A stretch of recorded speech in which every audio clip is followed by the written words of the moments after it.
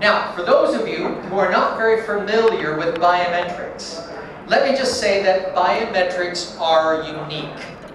I can tell you my password, I can lend you a key, but there is nothing I can do that lets you have the exact same biological traits as me. And there are really 4 main biometrics that can be measured. And they're often referred to as biometric modalities. And they are fingerprint, iris, face, and voice. And as John Haggard from Toronto-based NIMI will tell you in just a few minutes, even your heartbeat is unique enough to prove your identity. Biometric technology is more popular now than ever. New advances in biometrics have allowed for massive proliferation, and all the big players are now involved. Players like Apple, Microsoft, Samsung, Google, MasterCard, Toyota, Visa, Facebook, Bank of America, Ford, TD Scotia, Royal, CIBC, General Motors, Alibaba, Amex, Qualcomm, NTT, PayPal, and the list goes on and on and on. This is a global phenomenon. I have a question for all of you in this room. How many in this room have some sort of biometric authentication on their cellular device? Quite remarkable. Can you imagine if I asked that question just 2 years ago? We wouldn't have that kind of response. Today, fingerprint sensors are now standard on flagship smartphones, and we can clearly see how this is rapidly affecting the financial industry. But just think about BYOD, bring your own device, and how these biometrically enabled devices will impact enterprise-wide identity management. Biometrics are also being used to speed travelers through airport security, and new modalities are coming into contact with the public constantly. Facial recognition in schools, thumb scan for My Health Club, iris recognition on door locks, behavioral biometrics online, and multimodal authentication on Windows 10 devices. Every industry is now being affected by biometrics. And one of the largest markets is physical access and overall enterprise-wide identity management. This is where Rob Douglas and Entertech come in with BioConnect. That is a city. And that city today has door systems all over the place. And what's really awful about this? None of them speak biometric. So you can go and purchase your NIMI tomorrow, or you can use your digital representation on your smartphone, and you're going to get into none of them.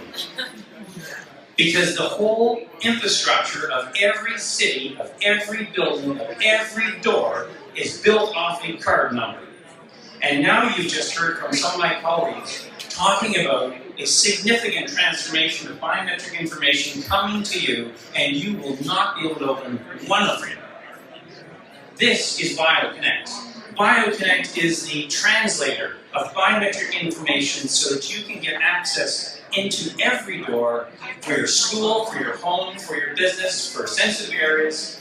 This is what BioConnect is. This particular idea started a little over 5 years ago. This represents an access control system that controls buildings, and you have all these biometric things coming. They don't talk to each other. We began a development project to build something called BioConnect.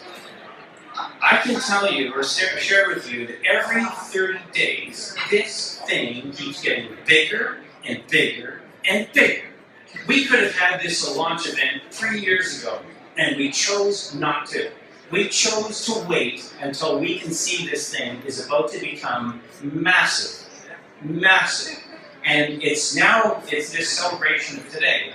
It's the recognition of this transformation that's happening in our lives.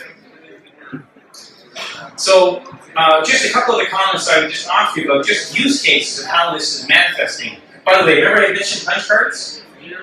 Well, that's right here in the GTA.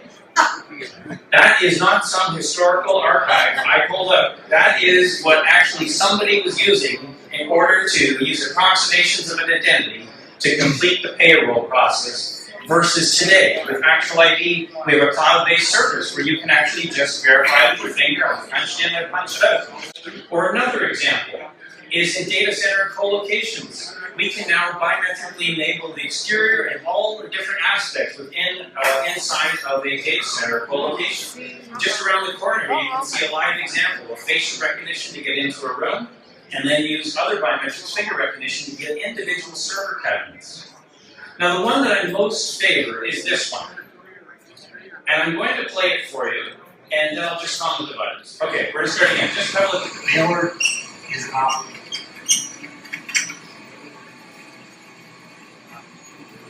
Place finger on reader. Reader activates. Mailer is now off. This is about the Internet of Things. If any of you have heard about this concept, it's in essence taking all kinds of different hardware components and things in the world and making them available on the Internet. That's fine, but how do you know who it is? How do you know what hardware you're talking to? This particular device on the left, by the way, this video came from a customer of ours 3 years ago. On the left is something called a baler. They sit in the back of all retail stores. What do? They compact cardboard boxes. Do you know what's really unique about those particular devices? Statistically, you're more likely to die from using it than being dismembered. Statistically, people die. In the US, they have a compliance requirement that you must be 18 years of age and you must be certified on using of this killing machine. And along comes a company like Entertech with BioConnect, where we can now do a verification of who you are to make sure you are 18 years of age, you are certified on its use, before I'll actually allow you to interact and make use of a technology like that. That would be an example of what you're going to see from us over the next 5 years.